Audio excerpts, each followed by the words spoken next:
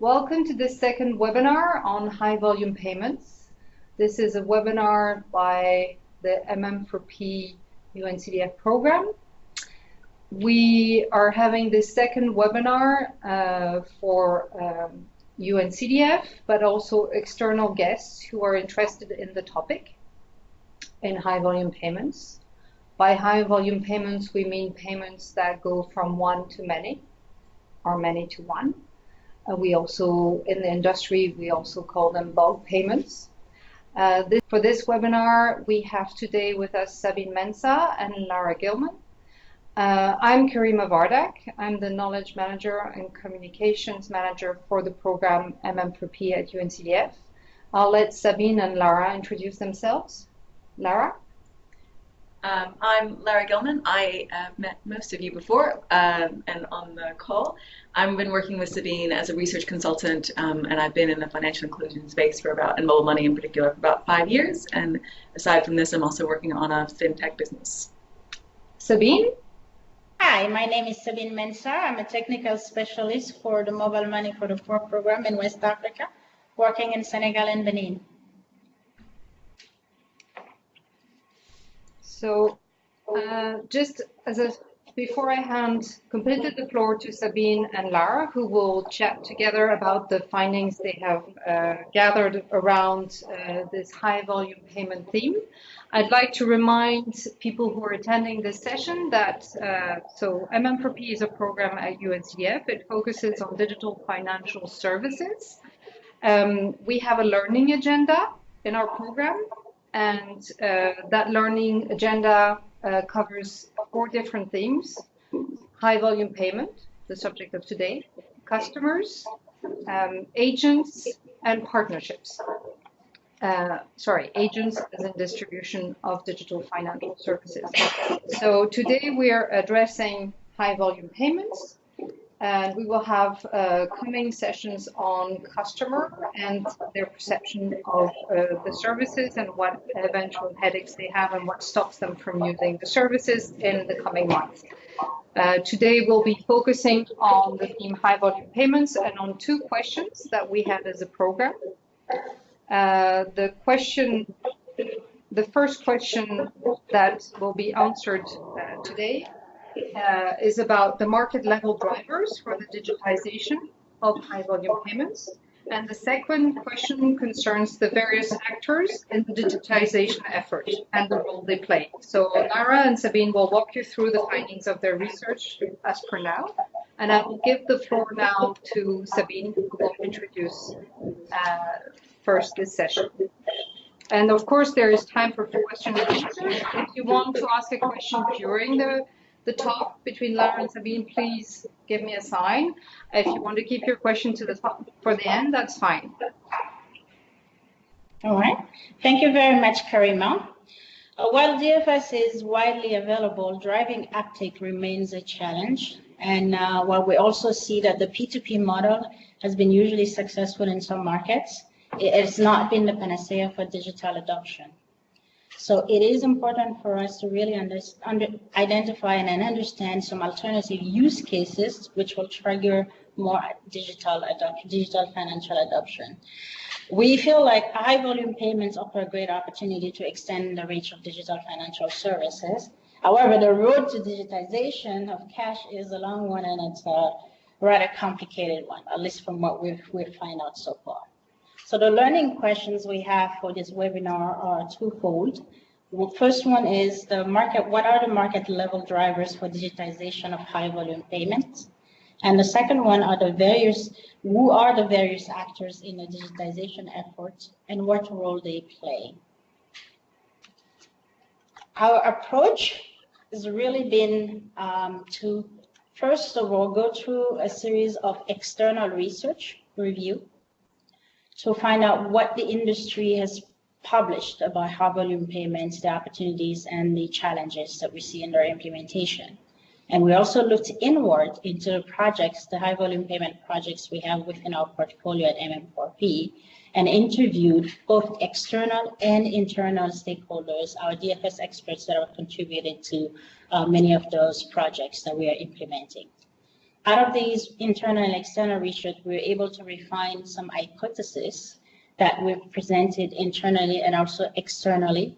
And we are right now in the phase 3 of this work that we're doing on high volume payments, and refining these hypotheses, presenting them to you on this call, and also present them externally, and be able to come up with our final deliverable for this work.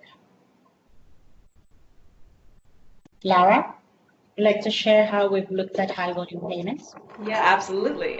So one of the things we wanted to start with is kind of framing the conversation around some of the complexity of high volume payments, because when we talk about digitization and social impact, we feel they tend to go hand in hand, but the reality of it is they may not. And this slide is meant to kind of show that. So when you look at the left-hand side, the many to one, bill payment in terms of social impact, actually it's fine, but it's the social impact, if you compare it to something like a humanitarian aid payment, obviously pales in comparison.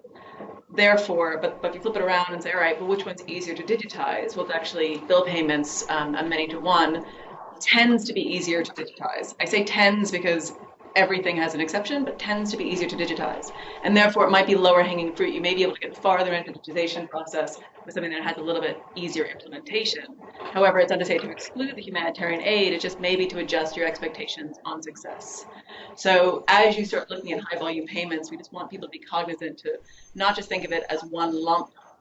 High volume payments are like X, but actually within there is a use case that adds real complexity. And when you start thinking about success, a success of one project may look very, very different from a success of another. And that's basically what we're trying to show. So yeah, on this particular slide. Does that make sense, I guess, before I go any further? I think that's an important concept to understand.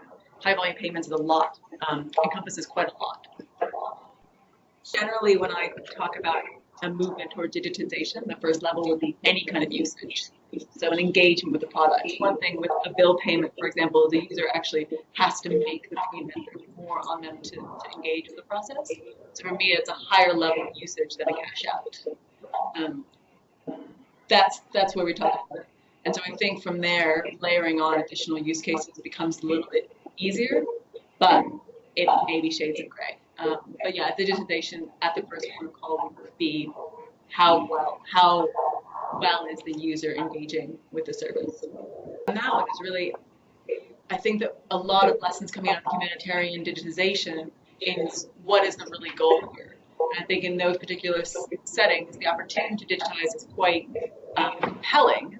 But the practicality of digitizing is secondary to it. Should it be secondary? And kind of putting that as a question, because I think originally the industry didn't think so. You could do those hand in hand, but I think now there's more and more data, and I think Mercy Corps is doing quite a lot of work on when do you really want to give up cash, because sometimes in humanitarian sectors, you just need to get a process that functions and ensure you get the help out first. That way. That's why that one has a question mark. And isn't the humanitarian context bringing in a whole different set of actors as well? Yes, absolutely. It may not be permanent. Exactly. There for the crisis, and so that contributes to sustainability.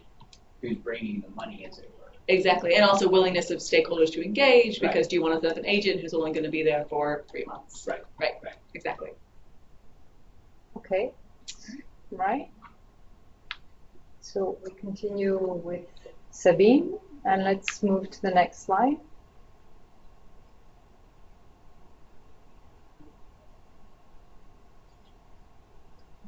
Sabine? Hello? Yes. Okay. No, I was talking to myself, I guess. The beauty for people, the beauty here is that we are implementing projects across 9 countries in different regions. So we have the luxury to experiment and document effective approaches across different modalities, across different environments, whether it's a payer type of project, it's a context, or the time period. Our portfolio of projects really help us look at different use cases, or the same, but on different markets at different stages of development. When we look at it as it is today, we are focused on digitizing agricultural value chain as the first use case, and that is across 2 countries, mainly in Uganda, where we have 5 projects looking at digitizing coffee, tea, seed oil, dairy, and maize, and also in Nepal, where we are looking at the dairy value chain. The second use case that you would see across are related to government payments. And we have a project in Nepal supporting the Ministry of Federal Affairs and Local Development, MOFAL, electronic payment strategy for social security allowances. And we are also helping the Ministry of Finance in Senegal to digitize the payment of pensions. The third use case you would find across our different countries relates to the humanitarian payment or crisis payment, where we have two projects ongoing, one in Uganda, the Bidibidi Nyumbi refugee camp project, and one in Zambia with the Meheba refugee camp. We're also looking at helping our partners in understanding better the bulk payments in Zambia. And the last use case we're looking at, it's really a school payment fees scheme in Uganda. And I want to pause here because I know we have a lot of our team members on the call here, and we are also developing a pipeline of projects that are upcoming. For once, I know for Senegal, we have two projects that are likely going to be part of this portfolio, and they are at the project description stage. One is a partnership with the World Food Program to look at digitizing social payments, food subsidies in schools, and social payments. And the second one is more of a P2G scheme, whereas we're looking at helping communities and municipalities collect taxes. Now, across our team, I would like to know if anybody else in your countries also have in their pipeline high volume projects that will need to keep in the back of our mind as we go through the work that we're doing here on our global learning agenda for high volume payments.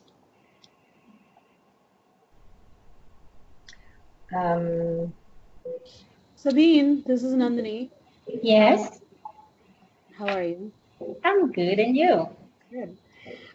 We have one more bulk payments project that we're in conversations with another DFS provider in Zambia to be supporting them to be testing how to make it sustainable for them, especially in rural areas, as well as helping them with their technical platform, which they feel is outdated. So that would be a third bulk payment project in Zambia that I would just put on your radar. Perfect. Thank you very much, Nandini. Hi, Sabine. Wycliffe here in Sierra Leone. Hi, Wycliffe. Hi, how are you doing? Good. So I also wanted to mention that in Sierra Leone, we've taken on a project on G2P where we are helping the government to make payments to the workers in a mass way. So I think it's one of the projects that probably could get on your radar in form of a high volume. Wonderful. Thank you very much, Wycliffe. You're welcome. Okay. Anybody else? I would like to maybe just continue, and if you have any other projects, please type them in the chat because we're already 25 minutes in the webinar and we need to move forward. That we leave also time for questions further along the session. If that is okay with you, Sabine, I'm going to move to the next slide. Absolutely, absolutely. We are definitely convinced and on board that high volume payments have the capacity to drive digitization, but we also agree that it is not an easy path. And it is also dependent on the local context, on the countries where we are implementing these different projects. So in order for us to really address these barriers, I think we are well positioned as an organization to continue the work we're doing in the different markets, supporting the market foundation, depending on the level of development that the markets are where we work. But we also have the opportunity to bring through the technical assistance and the work we're doing with the providers to open an environment that fosters innovation and brings more competition within the market and help these providers provide solutions that are more tailored to the needs of the consumer. But last but not least, I think one of the most important part is we are well positioned to also advocate for long-term investment in this industry, particularly as it regards high volume payments, as we know that the customer journey and the road to adoption of digital payment is a long one. Lara, we share with us how we're going to go through the process we went through in this review that we've done for high volume payments and how we're going to address these challenges. Absolutely. So the next slide is the agenda. And basically, Sabine has given you the punchline. If you remember nothing else, that's kind of where we landed after all this research. We're going to break this down into kind of 4 areas, but 3 big ones, which is sharing with you our observations around the GLA questions, talk to you about the hypotheses we think that kind of exist at an industry level for where we are now. So, what would it take to drive adoption given this complicated use case? And then specifically kind of with UNCDF, so what? So how can this inform what UNCDF does, which comes back a little bit more depth what Sabine was talking about, those 3 kind of recommendations. And then at the end we'll do Q&A. So we can keep going to the first one. So the first question is, what are the market level drivers for digitization of high volume payments? Moving swiftly on to the next slide. Maybe? Yes. There it is. We've broken them down into supply and demand. So I'll talk through very quickly the supply side, and then Sabine will speak to the demand. But fundamentally, and this is a simplification, there's a lot more data behind this, but you effectively, to make this work, to make the service scale, and to actually lay the foundation toward an ecosystem play, on the supply side, it just needs to function. And the functionality is actually where a lot of programs had fallen down. So with nothing else, you really can't get over the first hurdle without connectivity. And by connectivity, I mean generally mobile access. Sorry, going to be confusing. Connectivity meaning GSM connectivity. Coverage, in that term, what we're referring to is handset coverage. So handset or card, an access point for the user. A distribution network, which typically at the moment is agents, physical agents. The platform, a built-for-purpose platform, and then KYC, a way to onboard customers responsibly and within the regulatory framework. Without these kind of 5 key points, it's really hard to progress anywhere else, and actually effort to progress further tends to be wasted. So this is the prerequisites to get anything else on board. The second one is stakeholder alignment and commitment to enable growth. This one is important, especially for high volume payments, because while the opportunity to onboard a large customer segment is incredibly attractive, the flip side is, unlike a P2P play, you need way more players to come to the table in most of the context. And part of that is actually you need the formal agreement, which is actually relatively straightforward, but the informal dynamics are important as well. And one of the things we wanted to call out are examples such as there's a P2G study out by GSMA talking about Kenya. And one of the challenges they face on the government side are actually government officials who were concerned that digitization would mean they would lose their job. And that is an informal dynamic that really affects, if you want to dig your heels in, that's a great reason to do so. Rent-seeking behavior along the value chain. So that stakeholder piece is critical to get beyond functioning and actually head towards scale. Sabine, you want to pick up on the demand side?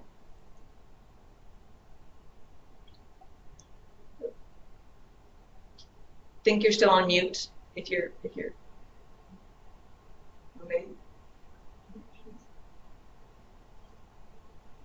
She's on mute on her side. Sabine?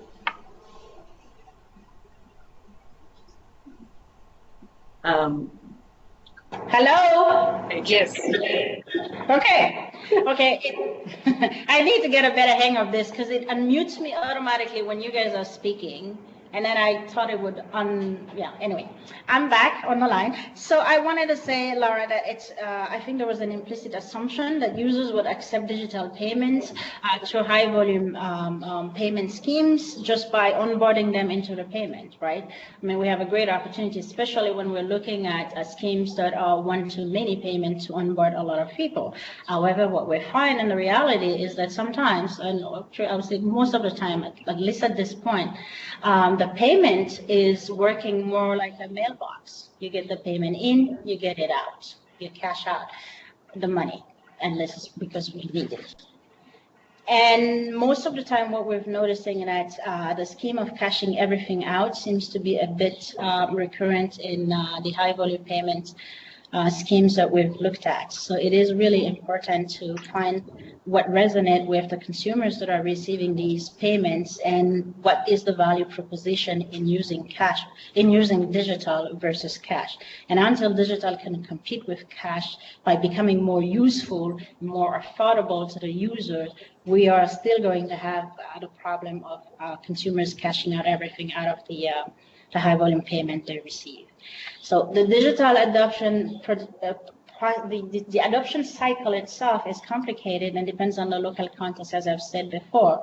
But I think it's more important to figure out what do consumers do with these payments when we're looking at one-to-many. As soon as they receive this payment, what is the next financial, what is the next thing they do with the money? What is the next use case? And finding a way to link that use case within our, to link that use case to digital, finding a way to digital the next use case would actually help bringing more relevance to the consumer and making the process more fluid that they cash in, but perhaps after the next transactions they've done on the digital side. So I think although the prerequisite, the supply side, we might see similarities depending on the market and connectivity and distribution platform and KYC. The demand side is more complex because it depends obviously on the consumers that you are targeting within this payment. It depends on the market you're implementing these projects on. So the understanding how we bring that relevance into the equation and the solutions that we are providing, how we take into account the next transactions that the consumers are doing, how do we factor also the timeline of the adoption cycle within the projects we're implementing is critical on the driver side for the demands perspective. Yeah, and to add one more piece on that local context, the implication of that is there is no global best practice, and that's the part where the fragmentation comes in with high volume payments. You can't cut and paste a model from Kenya and make it work anywhere else because the local context is so relevant. I mean, even within Uganda, there are programs that the coffee program wouldn't function the way the maize program wouldn't function the way that the government disbursement program would function. Ask a question? I think you're raising your hand. No? I don't see any question coming out. No. Okay. We're good. That's fine. All right. So the next question we have in our learning agenda is to help us better understand the various actors in the digitization effort and the role they play. And to go through that, how we've analyzed the various actors, although the language has evolved, somehow the fundamental value chain of the actors has remained constant through the different projects that we have analyzed. Lara, do you want to share a bit how we see the key actors in the value chain? Yeah, absolutely. So this one we can come through very quickly because I think this is relatively well founded in terms of the early responsibility. So the enablers are your policymakers and actually donors, payers and collectors can be is basically the source of funds. That can be anyone from your donor payers or a bill collector. Payment service providers and CCOs, these two are effectively responsible for the execution almost entirely, 80 to 90% of it. And then your ecosystem beyond payments is everyone else who can build on these layers. What is, I think, interesting is that while that value chain in those responsibilities hasn't changed, what is starting to happen is a convergence, which is actually increasing, hopefully will increase competition. What you're seeing is, especially in Uganda, which is really exciting, is the aggregators taking on more of a direct relationship with customers, taking on more of the onboarding process, having and playing and at the MNO's blessing, because they're serving niche segments that MNOs don't think they can serve directly that well without some help. And actually, I think that what will happen is this effectively lowers the barrier to entry for smaller players to come and innovate. And I think what we'll see, hopefully, is you'll see innovations on the business model, on how partnerships work, on who is reaching these niche segments. Because MNOs, and actually in our interviews, repeatedly said we can't afford to go to the periphery because we might risk our mass market play. And that's where I think these innovators, these kind of smaller aggregators, these other players entering can help paint those cracks in. So at the moment, we're really just seeing this in Uganda, a fairly advanced market. But I think there's some opportunity that convergence will happen as other markets continue to grow, which is really exciting.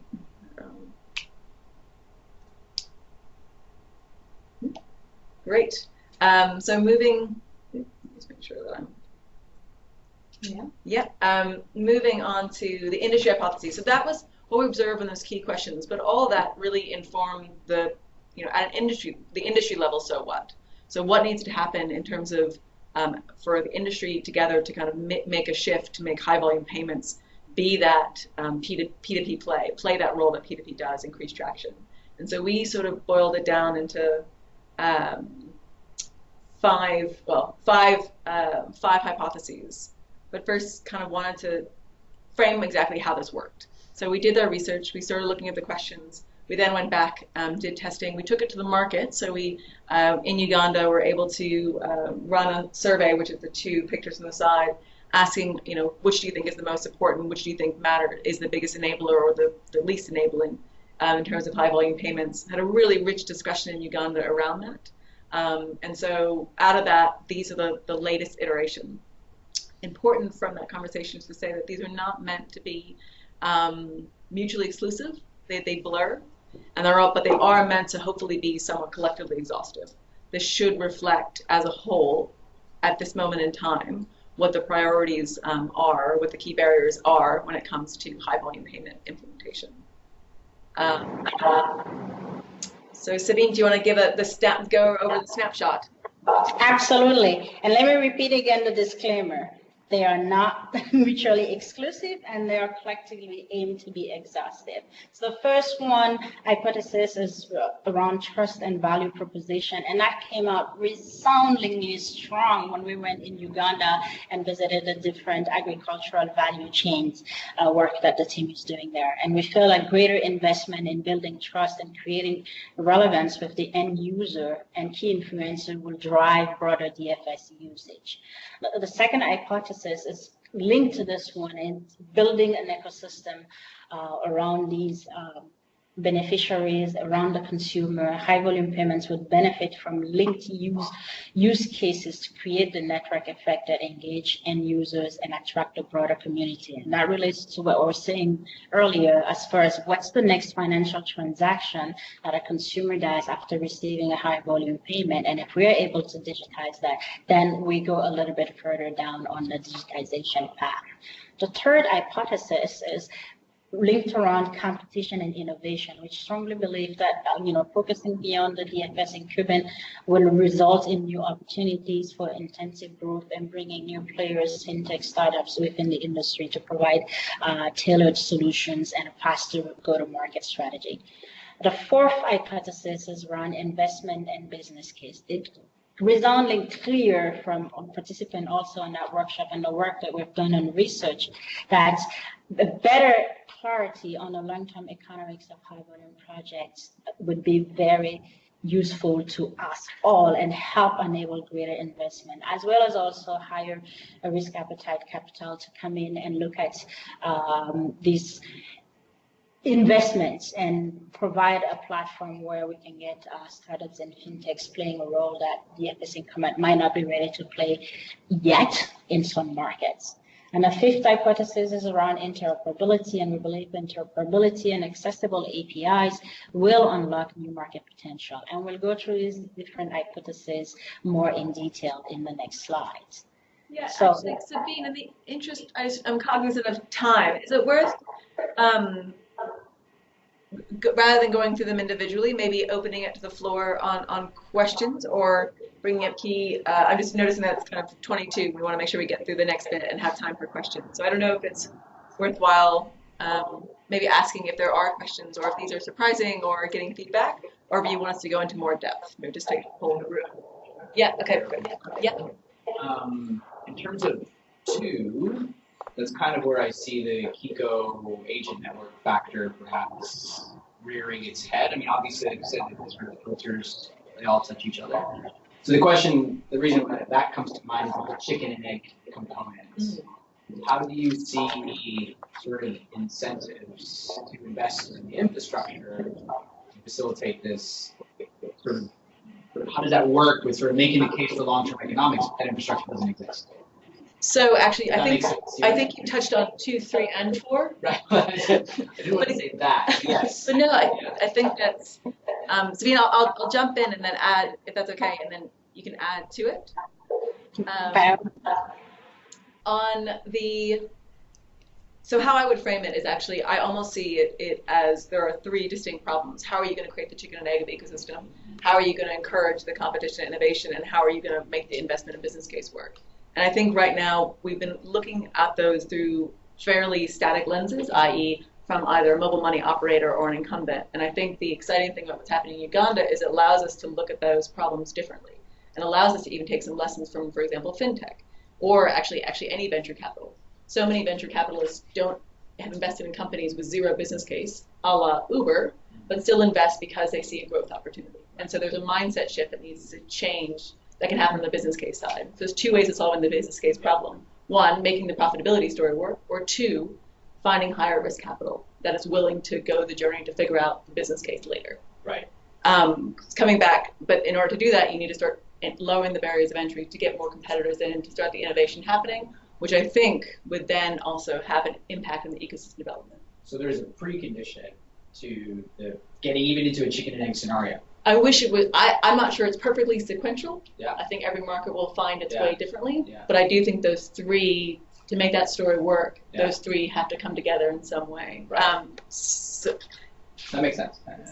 And Ahmed, if I can add, I think that's what we're doing in the markets where we are, looking at the different stages of market development and providing this platform, building the capacity of the providers in strengthening the agent network, for instance. And through the working groups that we're doing is also getting all the stakeholders involved to build more knowledge on the industry, build best practices on how we can leverage high volume payments in a digitization effort. So, and the work we're doing with the providers also and technical assistance are all contributing to help develop that ecosystem and bring also innovation by leveraging fintechs in the different markets where we are. Yeah. Okay. I propose that we continue, maybe try and go a little bit faster on. Well, I was going to say, the next few slides go into each one of these in depth, but I'm the one going off script, Sabine, so you might be wanting to yell at me. Maybe take one of the 5 that you want to go more in depth. Well, let's see if anyone had any questions on any of them in particular. If not, if that kind of makes sense, we can move on to the last section. I think it seems very general to me. Okay. And so if it's possible to just go through quickly the slides so we get some sense of what's underneath it. Okay. Otherwise, it's just a bit too high level. Yeah. Okay. We're back on hypothesis 1. Great. Trust and value proposition. So this one actually is probably the one that was most obvious to start with, and probably in many ways the least surprising. The shift I think this reflects is actually from early research. When you look at early research in high volume payments, it was all, as we were talking about, is all about setting up the supply side. How does the infrastructure work? And very little work was done on the demand side. That has shifted, but actually that relevance point is still a learning area, and actually enabling to build the trust, which is around service reliability, but also relevance. Why is a service meaningful? You can't just mass onboard. And so I think that is a focus area that kind of persists, and things like the human-centered design or the research or the holistic interpretation. I mean, one of the outcomes of this is even already with Bram and Sabine looking at traders, not just by a value chain, but actually look at traders as their whole life. And now how does that payment fit into the broader dynamics of their life? So that's that one. Okay. Number 2, the ecosystem development. It was great work that was done in Uganda on the value proposition mapping of digital versus cash when you're looking at it within the context of a value chain. And it came out really clear that we need to find ways, as long as the money that's received is kept digital for the next transactions, the value is there, but then if we're not able to do that, then it's cashing out, and it also is expensive for the recipient. So it is important for us to really develop the ecosystem around the needs of the beneficiary, the consumer, to evolve the model from this mailbox experience, cash in and cash out right away, but to building more uses with the money that's received digitally and taking digital further into the journey. So, and this is where the ecosystem development piece is critical from our perspective, finding these linked use cases so we're able to build that network effect that would engage end users and attract a broader community. Can I make a suggestion, perhaps? Sure, absolutely. Perhaps adding use case ecosystem to the title of the hypothesis would be more clear. Okay. We use ecosystem so broadly. It's true, actually. That my first question before was, how does this differ from 3 and 4? Yeah. You know, in a sense. But now the way you've described that, this actually sort of Phil's point is generic. Now I understand. Yeah. The title can help Clarify that. Yeah. Perfect. That's a very good and practical tip. It's good. I like it. So this is where, you know, building on the story of the not just the aggregators in Uganda, but also the pay-as-you-go providers, these other providers that are actually introducing a level of innovation and competition to the market that, you know, you don't just have to see amongst mobile money providers. In fact, mobile money providers probably aren't the best place to do it. And so how effectively, as an industry, so not just as one entity, but as an industry, how can the industry support that competitive landscape? And I think this specifically kind of speaks to donors and to engagement partners. How do you work in a market so that you're at the market system level, so that you are encouraging that market development, not just a creation of an M-Pesa, great as it is, but you know, how can we shift beyond that? And supporting DFS incumbents to figure that out is one kind of, I think, an area for development that could have an impact. That's the hypothesis. Okay. Hypothesis 4. Number 4, it's again about the long-term economics, better clarity on it, and will enable greater investment into high-volume payment. A lot of our partners are MNO, and they are faced with, you know, every day making decisions and competing investment options. So the more clarity we can bring on the long-term economics of the high-volume projects that they're doing, the more appetite there would be in investing in these projects. And especially when we see from some of the project when we start, even in the value chain work, it's looking at a specific niche where the incumbent might not be ready to invest in it because they don't see the business case, they don't see the profitability of it right away, and how we help them understand that long-term perspective, and how we help them understand the broader benefits of just digitizing one value chain and what impact it can have in the revenue on the long term will help, we believe, increase investment in this industry. And from the other side of it is looking at aggregators, for instance, as we've seen the case in the Uganda and other fintech that might play a role in the implementation of high volume payments. High risk capital could help identify these new models and also help us reach last miles faster with solutions that are tailored to the consumers. Hypothesis 5, Lara? Great. Yes, very quickly. This is a classic one, but it's critical. It's important because the only way high volume payments work is actually being able to integrate. So this one, it just underscores the infrastructure required to make this more feasible, to make these services build on the rails faster. Interoperability and accessible APIs are the name of the game these days, but I think even with the release of Moja Loop, there is more software development out there to help make that efficiency happen. So in and of itself, it will not be the solution, but it's certainly one of the enablers. Okay. Wonderful. We're moving forward. Karima? Yes, we're now on the third point in your agenda, so the strategic recommendations. So I'm going to move to the next slide. Absolutely. And our recommendation is to continue the work that UNCDF is already doing in the markets where we are, support Market Foundation, working and developing the ecosystem and enabling innovative markets, innovative solutions within the market. Some of the activities that we've done already in our market through the diagnosis, for instance, is really identify where we see the additional value for digitization, specifically in a market, and leverage that information to partner with providers and different stakeholders to implement these projects. We also have these working group meetings that provide a forum for us to advocate for high volume payments and share best practices across the board of what we've done so far in our markets and different markets as well. The other recommendation is to work and continue the work we're doing to foster more innovation and bring more competition in the high volume payment industry beyond just the DFS incumbents. And I'm going to leave Lara to comment on that. Perfect. So yeah, so this is a recent article kind of talked about a reminder the private sector is not an actor, but it is an arena of competition. And actually, when you engage with the private sector, we're speaking specifically about public-private partnerships. The idea is when you engage with the private sector, the best way to do so, the best way to get the private sector at its strength is tapping into the ability to cultivate that competition. And I think that's one thing that, especially now where we are at DFS, that the model is proven. It is now how do you create the environment for it to thrive. And so this is where, particularly here, we see an opportunity for UNCDF in a market-based approach to sort of cultivating local innovation.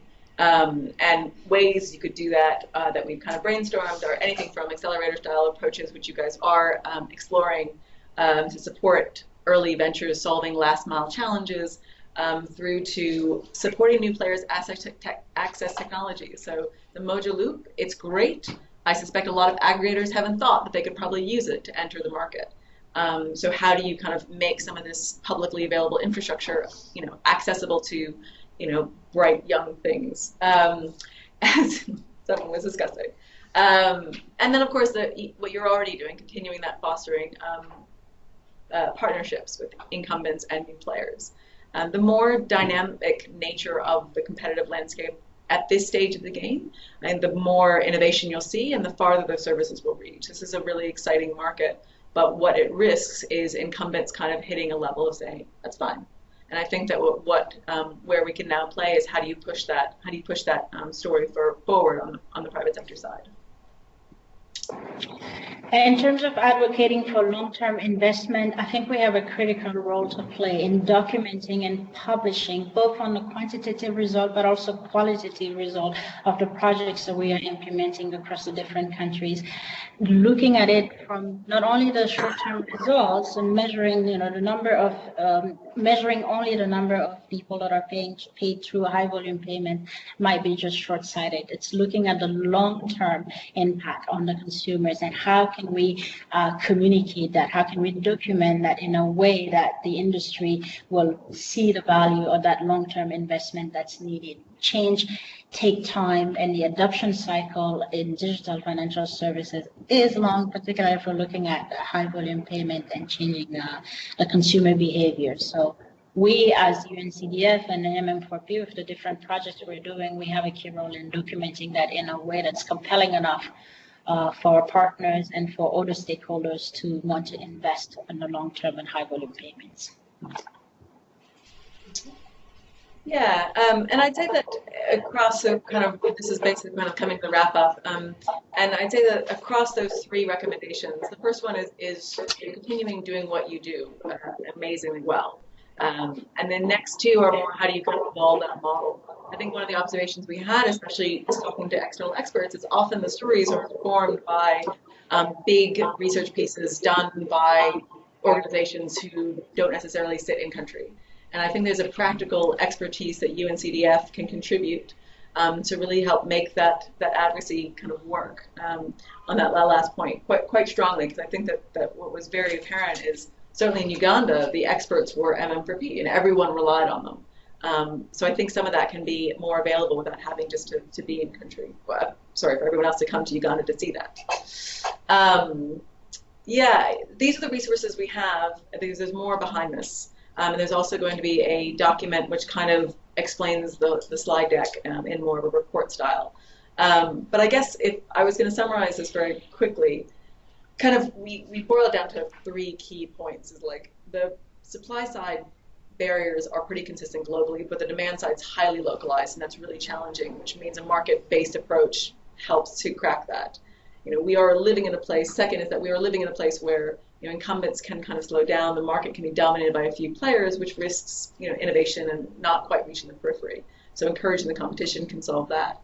And then of course third is finding those sustained behavior change metrics. There's something small to kind of encourage that or to demonstrate that there is a change, even if the success factor might not be exactly what you would expect in terms of adoption or usage.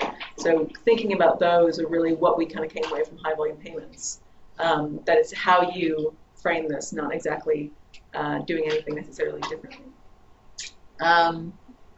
That's kind of it for now. We have not that much time, but yeah, sorry, Sabine. No. I think Nandini wanted to mention the booster teams. Nandini, you want to add your input on this? So please forgive me because I've been kind of slipping in and out because I had to take a call. But we are hoping to test the utility of booster teams in Zambia in the upcoming bulk payments project we hope to be doing with Zona. I have been consulting with Graham a little bit on it and kind of asked him when I saw him a few weeks ago, like, if you could do it again, would you use Yo? And he actually said no. And I would love to hear from our colleagues from Uganda as well, and also Lara and Sabine if you have an analysis on this. But,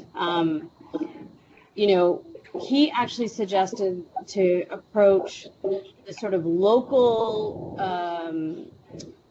entrepreneurs that are already existing super agents and, aggregators and like, not necessarily the YOs, but the people that are the support systems to the existing DFS providers, especially with regards to liquidity and recruitment and things like that. And because they're already on the ground, because probably many of them have already serviced maybe one or more provider, they may already be very aware of their existing requirements, quirks, challenges, and things like that, that they would be a better source for that booster team. So I guess I just wanted to hear from anyone in the team and anyone in the group what their perspective is on if you could do it again, and we hope to be doing it again in Zambia, how would you do the booster team? Can we just have a little definition of what a booster team is, just briefly, because maybe not only people from MMPP will be listening into this session, so booster team might be a bit obscure as a term to them. We can get Wycliffe to intervene on that. He wanted to add, and he's had the first-hand experience with the booster team as well. Sounds good. Thank you very much. Well, I don't know if I should start by defining what a booster team is, or I could straight away give my comments. Just give us quickly a brief definition of a booster team, and then give your comment, please. Okay, so a booster team in the concept of high volume payment is a dedicated team that is supported by the UNCDF to specifically address the key challenges within the ecosystem, like agent liquidity, customer education and recruitment, and all those. So basically they are paid, and for Uganda specifically, we're using Yo Uganda, that is the aggregator, to recruit a dedicated team and pay it properly to be able to address some of the key challenges within the ecosystem development. Briefly, I think that's about the booster team. My comment is, well, if I was to do it again, probably I would agree with Bram. I wouldn't actually recruit Yo Uganda to do the booster team activity. The reasons are, number one, they're very expensive. And if you look at the business case for companies like Yo Uganda, it actually doesn't exist. It takes much longer for them to break even. So instead of going the booster team way, probably the most viable way to do it is to partner with the local institutions, most especially the ones that are already carrying out the activities within the areas of operation. Say, the master agents can be partnered with to leverage on their work to improve liquidity management.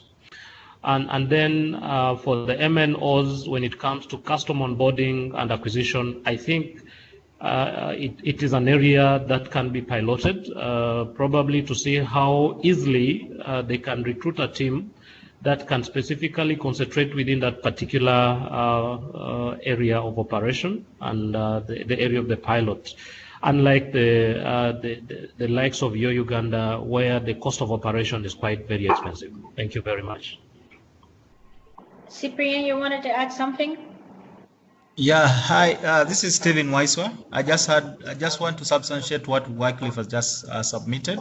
One is maybe just for the comfort of the rest of the participants, Your Uganda in the context of Uganda is what we call a PSP, a payment service provider or an aggregator that has purely been doing payment kind of work. So the fintech company that have connected to the telecos and they're able to do payments on behalf of the telecos. So our initial approach is that we had actually subcontracted PSPs, payment service providers, like Your Uganda and the like, to actually be able to carry on the booster team activities. Now, from my experience, just like my colleague has said, Wycliffe, is that we feel that that was not part of their core competence. It is something that we wanted to enhance their capability to be able to do. But from our findings is that if you went with the men on ground, the actual dealers or aggregators that are actually pursuing this on behalf of the telecos, there is a high success rate for you to achieve whatever you want, because these are already in operation in that locality. So it's just enhancing their capability and you're able to achieve the different components of the digitization journey, like being able to accelerate the agent network, liquidity issues around it, plus also accelerating the customer registration, alongside other aspects like awareness, talk of the ecosystem building, etc. So if we were to do it again, would directly move with the people that are actually on ground, try to empower them and upscale them to actually do and leverage on their infrastructure to get the best results. Thank you. Thank you, that's very helpful. Maybe let's move a bit away from the booster team question and back to the different hypotheses. And can we maybe see if we have any further question on this? We have reached the hour, so I'm just going to put back the slide with the 5 hypotheses summarized. Sorry, I'm getting there.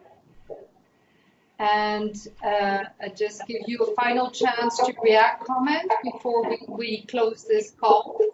And of course, I encourage you, in case you haven't had time to formulate your question or it pops up later on, just drop us a line, drop me a line, karima@uncdf.org, and I will make sure to pass it on to Sabine or to Lara.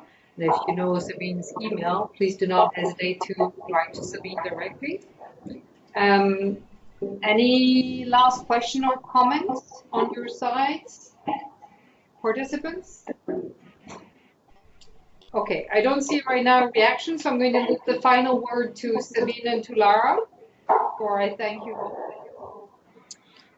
Thank you very much to all of you. This work wouldn't have been possible without the larger MM4P team that are in the countries and implementing the different projects that we've mentioned through our MM4P portfolio. So I'd like to thank you very much. And I would like to thank you also, Lara, for the extraordinary work that you've done in synthesizing all the learning, external and internal, from our country projects and being able to put that back to the team as you've done. Thank you.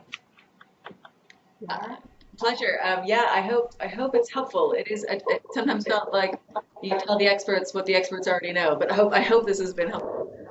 And yeah, likewise, thank you, because a lot of you spent quite a lot of time with me pestering you with many questions. Well, it's my turn to thank you both, ladies, for your professionalism and really making this whole first research theme really come together. I mean, it was really a pleasure to just be working with you on that, and I was so happy I could just take a very big back seat on this. And most of the time, I didn't have much to say to you. I think I find that throughout the process, the learnings have come out very clearly and very nicely in a timely manner. Now we're just going, the next step is to make this more broadly known. So we're going to have a slightly different and revised version from this presentation that we can share to the outside world on a broader scale. So anytime you would need to actually explain what we do in terms of high volume payment, you will be able to refer to that initial publication. And probably the first version of that is the blogs that are coming out. Exactly. So there is a series of blogs that are coming out. So please also use these to further spread the word about what we know on high volume payments as a team. You might not know it personally, but you know that now we know this as a team. I really encourage you, if you haven't done it before, to go and check. I will send after this call the link. I will send again the link to the final deliverables that Lara and Sabine put together. They're all nicely put into a folder in Dropbox, so you can go and browse through them and see for yourself. And I really encourage you to use these materials. They're very helpful in understanding high volume payments. I have learned a lot myself. That's being said. And thank you again, and we'll close the call. Thank you. Thank you. Thank you.